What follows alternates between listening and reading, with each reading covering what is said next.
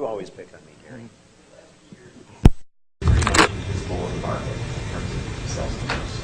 Why is now a good time for a new Azera? And Gary's point is true, if you heard the question. So Azera hasn't been a major player for us from a sales point of view.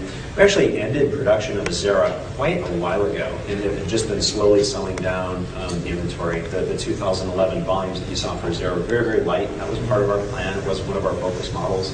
We knew we had this one under development, and it just didn't make sense for us from a product lineup standpoint to spend much time with it. Also, it was the prior design DNA. It really wasn't a very, very good fit with our lineup. So that was kind of the historical reason.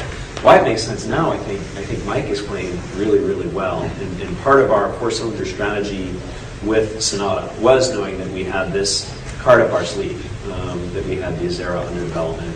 That was going to be our focused V6 car for that kind of buyer who had those kinds of expectations, both in terms of size and feature and content. You know, the car is very, very different. I know the base price increase from old Azera to new Azera looks significant.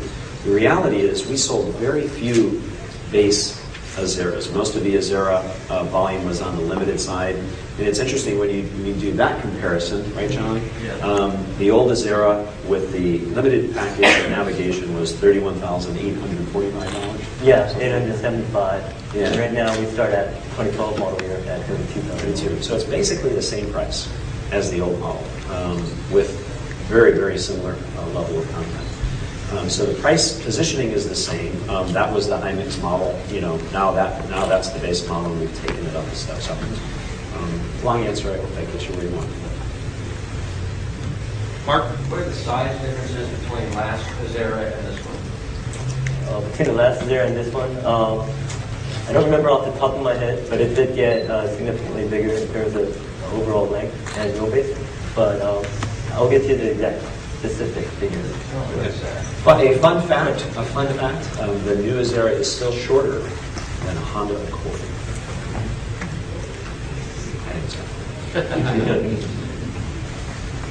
More questions?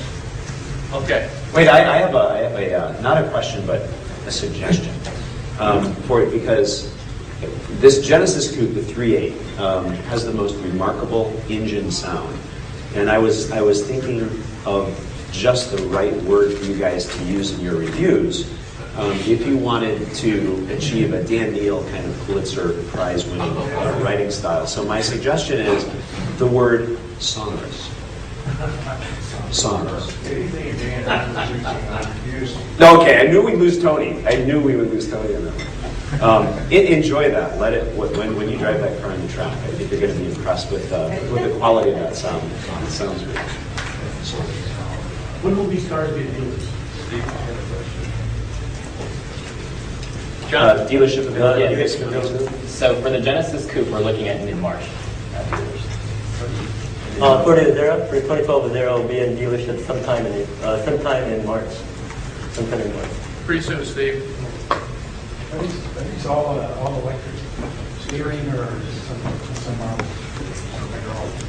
The Azera is electric power steering. We call it motor-driven power steering. And on the Genesis Coupe, it's a hydraulic power steering system. all of them?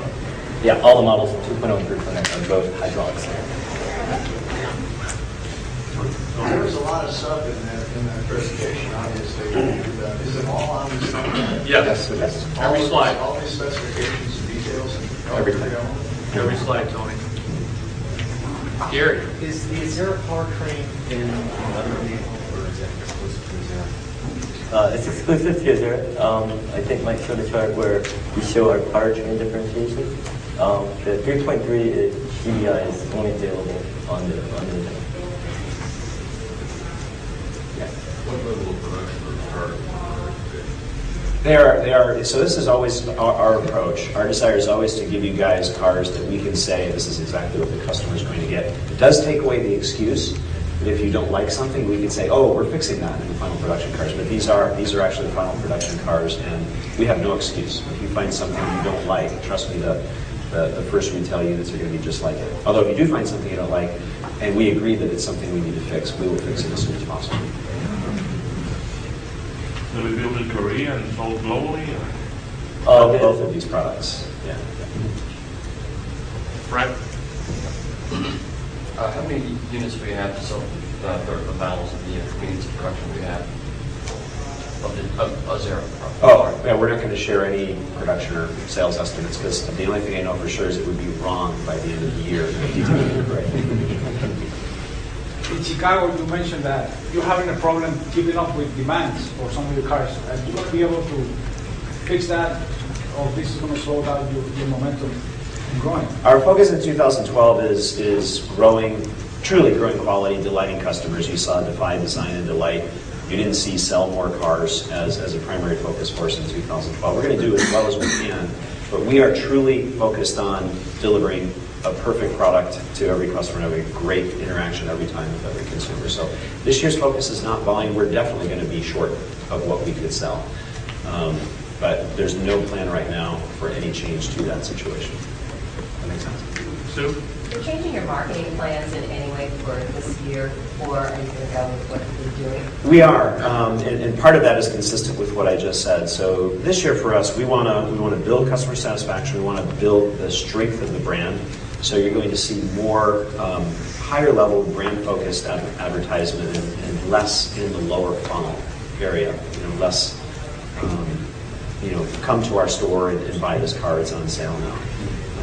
And you'll see some of that actually with the Azera campaign, which is launching with the Academy Awards. We're the exclusive automotive sponsor at the Academy Awards. We'll have 8 spots, 4 of which will be Azera, 2 of which will be customized for the Academy Awards audience. We're having some fun with that. More questions? You guys want to drive the cars? Yeah. Okay.